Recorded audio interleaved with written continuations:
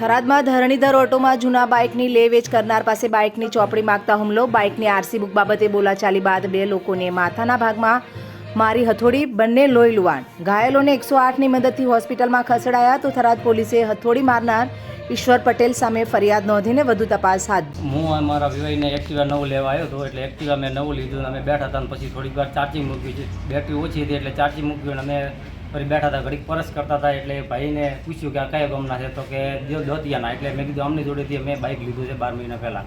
એટલે કીધું ભાઈ ડાયરી આમની જોડેથી બાકી છે, મારે 2000 રૂપિયા હશે દેવાના બાકી, ખબર નહીં પણ મૂલ્ય હશે એટલા. એટલે મેં ભાઈ પાસે પૂછવા સારું એટલે ભાઈને કીધું. એટલે ભાઈ સીધો મને કે હું તમને નથી ઓળખતો. એટલે સીધી ભાઈ લઈ હથોડી ને સીધી મને હથોડી માથામાં મારી. એટલે બીજો ભાઈ બેઠો હતો એના માથામાં હથોડી મારી. આ ભાઈ